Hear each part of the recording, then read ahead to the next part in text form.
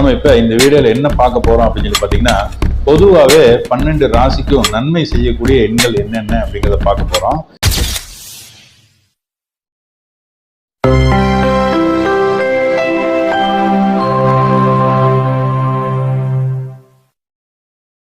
வணக்கம். நம்ம இப்போ மனித நாடி அஸ்ட்ராலஜி யூடியூப் சேனல் வாயிலாக இணைந்திருக்கிறோம். நம்ம இப்போ இந்த வீடியோவில் என்ன பார்க்க போகிறோம் அப்படின்னு சொல்லி பார்த்தீங்கன்னா, பொதுவாகவே 12 ராசிக்கும் நன்மை செய்யக்கூடிய எண்கள் என்னென்ன அப்படிங்கிறத பார்க்க போகிறோம். இது வரைக்கும் நம்ம மேஷத்துலேருந்து மீனம் வரைக்கும் எந்தெந்த நம்பர்லாம் நல்லது பண்ணும் அப்படின்னு சொல்லி கொடுத்துருந்தோம். அதில் நிறைய பேர் வந்து கமெண்ட் பண்ணியிருந்தீங்க, ஒரு சிலர் ஃபோனும் பண்ணியிருந்தீங்க.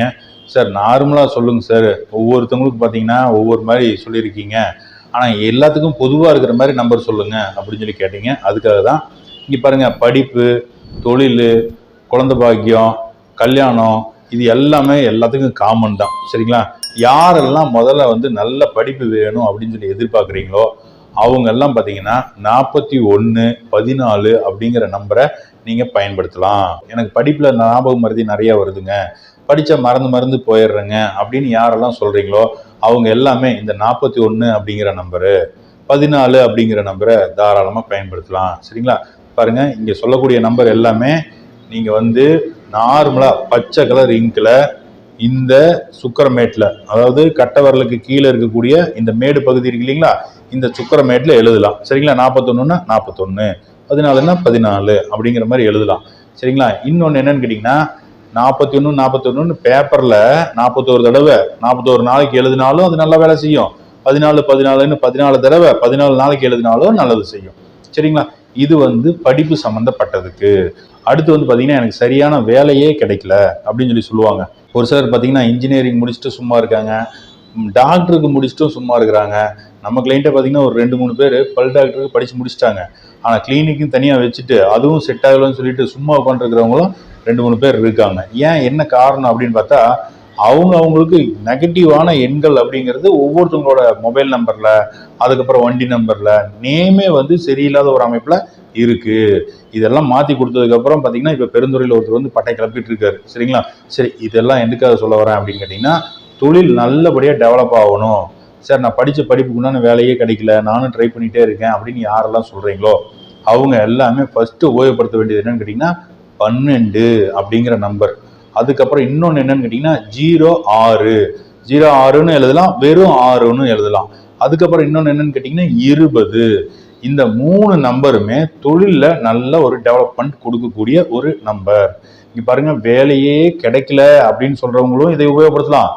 வேலை நார்மலாக போயிட்டு இருக்குங்க, எனக்கு நல்ல ஒரு இம்ப்ரூவ்மெண்ட் இல்லாமல் இருக்குது அப்படின்னு சொல்கிறவங்களும் இந்த நம்பரை வந்து பயன்படுத்தலாம். சரிங்களா? இப்போ இது வரைக்கும் என்ன பார்த்துருக்கோம் அப்படின்னு பார்த்தீங்கன்னா, முதல்ல வந்து படிப்பு பார்த்தோம், 2வது ஒர்க்கு பார்த்தோம். சரிங்களா? இப்போ அடுத்து என்ன அப்படின்னு சொல்லி பார்த்தோம்னா திருமணம். இந்த திருமண காலகட்டம் அப்படிங்கிறது எல்லாத்துக்குமே கரெக்டாக முடிஞ்சிருமா அப்படின்னு பார்த்தா ஒரு சிலருக்கு லேட்டு தான் ஆகுது. சரிங்களா? அப்போ சரியான நேரத்துக்கு கல்யாணம் நடக்கணும் அப்படின்னு யாரெல்லாம் நினைக்கிறீங்களோ, உங்கள் திருமண வயசுங்கிறது பாருங்கள் 25 வயசு தாண்டி 30, 32 ஆகிட்டு இன்னும் கல்யாணம் ஆகலன்னு யாரெல்லாம் இருக்கீங்களோ அவங்கெல்லாம் பயன்படுத்த வேண்டிய நம்பர் என்ன அப்படின்னு சொல்லி பார்த்தா முதல்ல 42. அதுக்கப்புறம் இன்னொரு நம்பர் என்னன்னு பார்த்தீங்கன்னா 26. இன்னொரு நம்பர் என்னன்னு பார்த்தீங்கன்னா 33.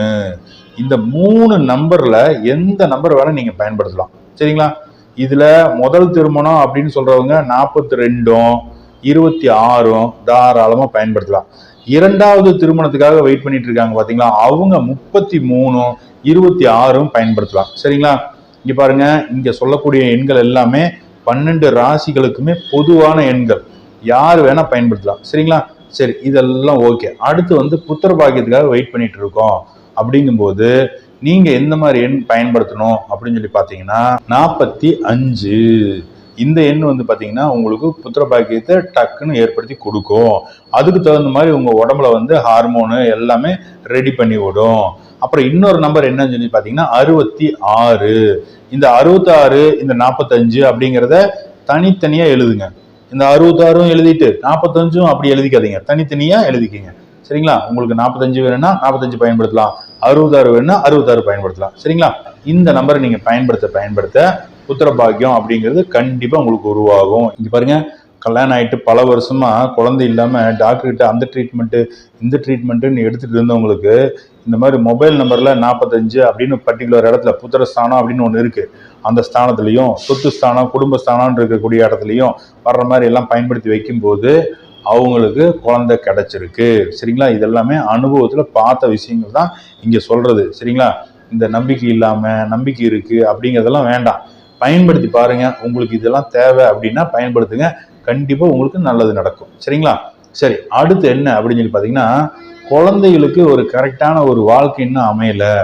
சரி, என் பொண்ணு வந்து வாழ போன இடத்துல ஒரு நிம்மதி இல்லாம இருக்கா, கஷ்டப்பட்டுட்டு இருக்கா, அவளுக்கு பாத்தீங்கன்னா போன இடத்துல ஏகப்பட்ட பிரச்சனையோட இருக்கா, இப்படி யாரெல்லாம் எதாவது நினைக்கிறீங்க அப்படின்னா அவங்கள ஆண்டவன் தான் காப்பாற்றணும், எந்த சாமியை கும்பிட்றதுன்னே தெரியல அப்படின்னு யாரெல்லாம் வேண்டி ஃபீல் பண்ணிட்டு இருக்கீங்களோ, நீங்க எல்லாமே 68 அப்படிங்கிற நம்பரை மட்டுமே நீங்க பயன்படுத்தினீங்க அப்படின்னாலே உங்க குடும்பத்திலையும் சரி, உங்க பொண்ணோ பையனோ வாழ்க்கப்பட்ட இடத்துல பிரச்சனையோடு இருக்காங்க அப்படின்னா அந்த பிரச்சனையிலேருந்து நல்லபடியாக மீண்டு நல்ல வாழ்க்கை வாழ்றதுக்கு அப்படிங்கிற கடவுள் அனுகிரகம் கண்டிப்பாக கிடைக்கும்.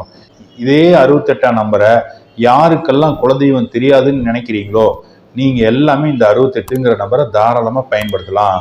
அப்படி பயன்படுத்த உங்களோட குலதெய்வம் யாரு என்ன, உங்க குடும்பத்தில் இருக்கிறவங்களாம் முன்னோர்கள்லாம் எங்க போய் அந்த சாமியை கும்பிட்டாங்க, உங்க குலதெய்வம் எங்க இருக்கு அப்படிங்கிறத எப்படியாவது ஒரு ரூபத்துல உங்களுக்கு காமிச்சு கொடுக்கும். சரிங்களா? ஒண்ணு முன்னோர்கள் மூலியமா தெரிய வரும், இல்ல கனவுல தெரிய வரும். சரிங்களா? இது எல்லாமே உங்களுக்கு நன்மைக்கு தான். இப்ப இங்க சொன்ன நம்பர் எல்லாமே எல்லா ராசிக்காரங்களுமே பயன்படுத்தலாம். சரிங்களா? அதனால உங்களுக்கு தெரிஞ்ச நண்பர்களுக்கும் இந்த வீடியோவை அனுப்பி விடுங்க, அவங்களும் பார்க்கட்டும், நல்லா இருக்கட்டும். சரிங்களா? இந்த வீடியோ பார்த்துட்டு இருக்கக்கூடிய அனைத்து நேயர்களுக்குமே என்னுடைய அன்பான இனிய வணக்கங்களை தெரிவித்து மகிழ்கின்றேன். அனைவருக்கும் வாழ்த்துக்கள். வாழ்க வளமுடன்.